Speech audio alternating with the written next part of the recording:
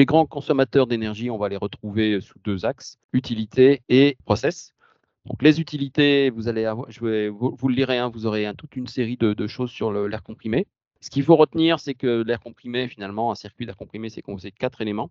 La partie production, donc les compresseurs, tout ce qui est traitement de l'air, le séchage, la filtration, la distribution par le réseau et l'utilisation de l'air comprimé.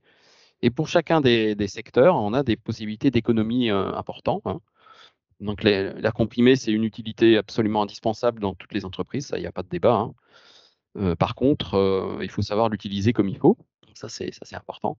Donc on va travailler sur le type de compresseur, on va travailler sur le type de traitement de l'air, sur évidemment les fuites. Donc on a du matériel pour détecter les fuites assez performant côté PID.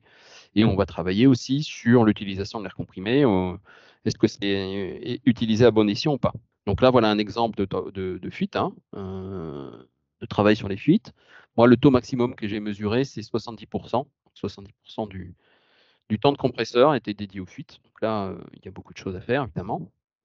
Ici, c'est une substitution de soufflage par de l'air comprimé en utilisant un gros ventilateur en fait, à la place. Voilà. Et donc l'économie est tout à fait substantielle. Voilà. Et là, c'est de la récupération de chaleur sur le compresseur parce que le compresseur, ça fournit beaucoup d'énergie thermique et on peut faire de la récupération très facile simplement en canalisant finalement le refroidissement du compresseur dans l'atelier et il n'y a pas de problème de qualité d'air. Ça, c'est important.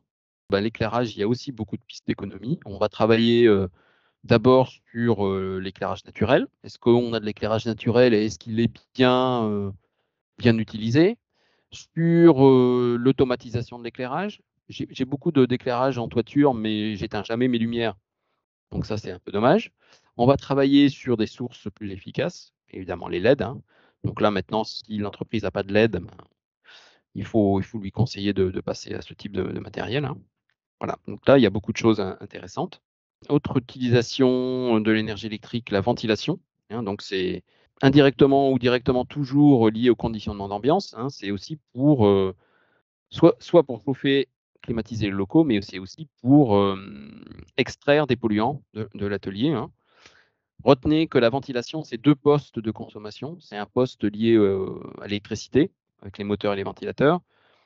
Mais c'est aussi un poste de consommation d'énergie thermique, dont parlera Alexis, parce que l'air que vous allez envoyer à l'extérieur, en hiver, il est chauffé, et l'hiver, il est souvent rafraîchi. L'été, il est souvent rafraîchi. Donc, il faut ramener de l'air à l'intérieur de l'atelier, évidemment en concurrence de l'air qui a été évacué, et il faut le réchauffer. Donc, plus on diminue cette quantité d'air qu'on envoie à l'extérieur, plus on a de gains au niveau énergétique sur les 2 tableaux. Donc on a 4 pistes aussi de travail sur la partie ventilation, le captage, le recyclage, la récupération et le pilotage des débits en fonction des besoins. Ça, c'est très intéressant et très important. Les procédés de fabrication sont très, très diverses. Donc ça va de la bonne vieille machine-outil manuelle là, jusqu'à des fours électriques, il y a une quantité ou des machines spéciales. Donc là, je vous ai fait juste quelques zooms sur des secteurs particuliers. Donc le froid lié au procédé, notamment chez nos amis forgerons ou fondeurs, c'est quelque chose de très important. Donc là aussi, on a des pistes qui vont de l'utilisation de composants performants ou de la récupération de chaleur. Donc il y a beaucoup de choses intéressantes. Il n'y a pas que des groupes froids, vous pouvez avoir des tours aéro-réfrigérantes ou des ventilateurs, ventiloconvecteurs ici, aéro-réfrigérants secs. Il y a différents procédés plus ou moins économes en énergie électrique et on est capable de les conseiller là-dessus. Sur les machines, c'est assez spécifique évidemment, donc en général on fait une étude particulière. Simplement, on peut déjà citer la mise en veille. Si vous allez voir une entreprise, vous pouvez déjà leur demander qu'est-ce qui se passe au niveau des machines quand vous êtes en arrêt de production, la nuit, le week-end.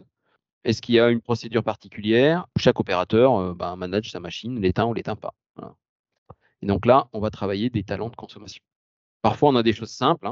Vous connaissez, voilà, ça c'est l'exemple de circuit de circulation d'eau qui n'était jamais éteint ni le week-end ni pendant les congés, alors qu'il n'y en avait pas besoin puisqu'on avait besoin simplement de refroidir des inducteurs pour les chauffeuses de la forge.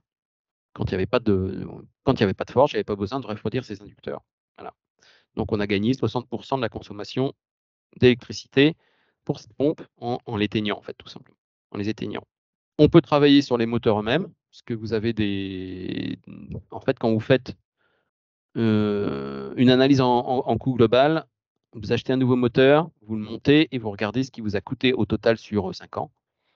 Ben, en fait, 96 du coût, c'est l'énergie électrique que vous lui avez fournie. Le reste étant le coût d'achat et la petite maintenance de nettoyage de temps en temps. Voilà. Donc travailler ici, c'est très important.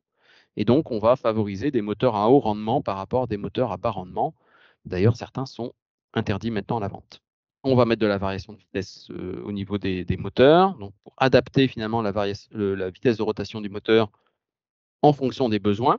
Donc l'exemple typique, ce sont les ventilateurs et les pompes, ou l'air comprimé, hein, ça marche aussi. Vous voyez, si on arrive à réduire le débit de 20 on gagne 50 sur la puissance. Là, je viens de finir une étude pour une entreprise de traitement de surface où en couvrant les bains, on pouvait diviser le débit par 5, le débit d'aspiration au-dessus des cuves. Donc vous imaginez le gain de puissance. Bon, moi, je l'ai limité à 90 de la consommation actuelle, mais en fait, c'est presque plus. Donc ça, c'est une des choses qu'on peut travailler et vous pouvez poser la question de savoir si l'aspiration, les pompes sont liées avec de la variation de vitesse, notamment sur la partie aspiration.